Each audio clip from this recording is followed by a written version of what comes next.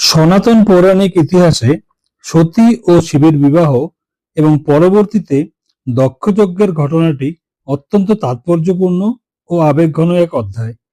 এই কাহিনীটি কেবল দেবদেবীর অলৌকিক প্রেম ও লীলার গল্প নয়, বরং অহংকার, ভক্তি, অপমান এবং ত্যাগের এক গভীর জীবন দর্শনের প্রতীক।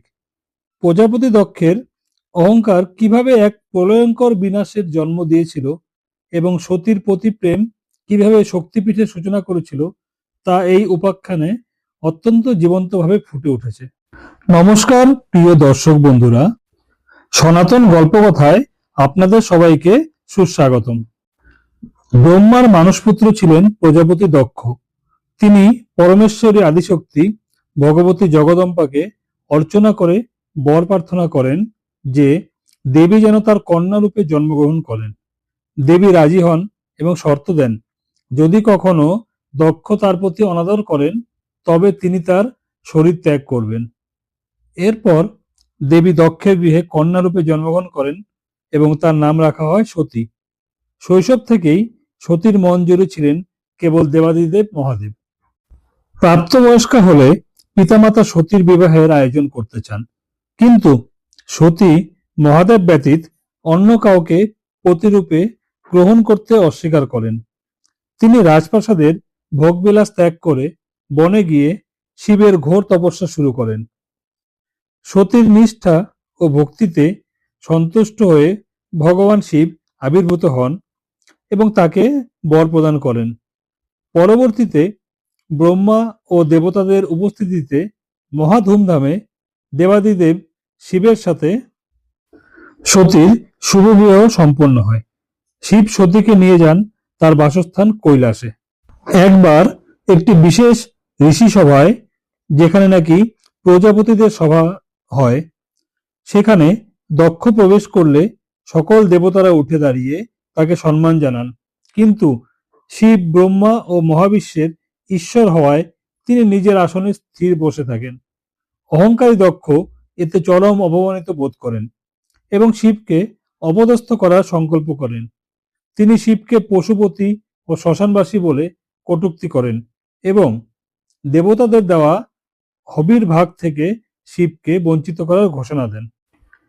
শিবকে অপমান করার উদ্দেশ্যে প্রজাপতি দক্ষ কঙ্কশল বা বৃহস্পতি সব নামক এক বিশাল যজ্ঞের আয়োজন করেন।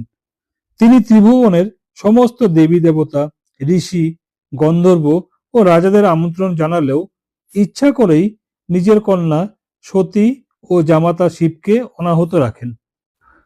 এরপর সতী দেবর্ষি নারদের কাছ থেকে পিতার বিশাল যজ্ঞের কথা জানতে পারেন। তিনি শিবের কাছে পিত্রালয়ে যাওয়ার অনুমতি চান।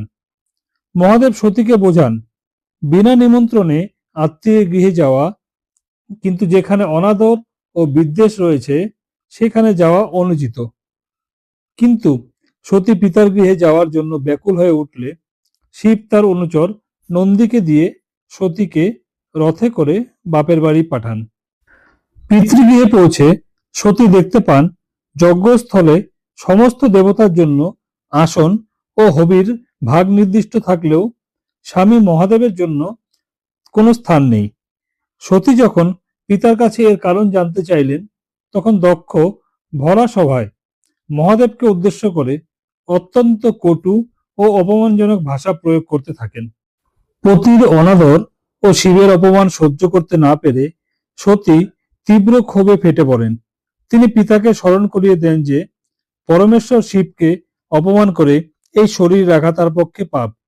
দেবী আদিশক্তি হিসাবে প্রদত্ত নিজের শর্তানুসারে সতী যজ্ঞস্থলেই যোগাগ্নি প্রজ্বলিত করে নিজের দেহ ভস্ম করে দেন।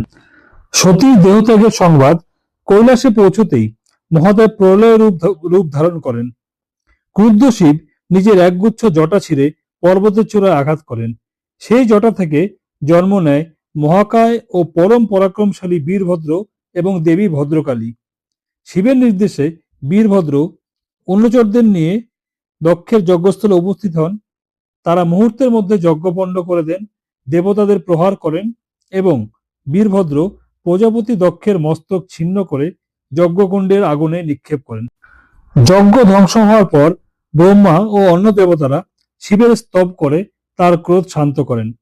দয়ালু মহাদেব দক্ষকে পুনর্জীবিত করতে সম্মত হন এবং একটি ছাগলের মস্তক দক্ষের স্কন্ধে যুক্ত করে দেন। জীবন ফিরে পেয়ে দক্ষ নিজের ভুল বুঝতে পারেন এবং মহাদেবের কাছে ক্ষমা প্রার্থনা করে যজ্ঞ পূর্ণ করেন। কিন্তু সতীর বিরহে শিব গভীর শোকে ব্যাকুল হয়ে ওঠেন।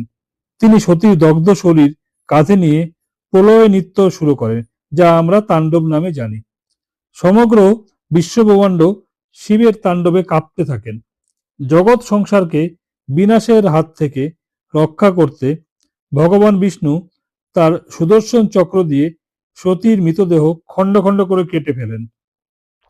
সতীর অঙ্গ ও অলঙ্কার পৃথিবীর যে 51টি স্থানে পতিত হয়েছিল সেগুলি আজ শক্তিপীঠ হিসাবে পরিচিত।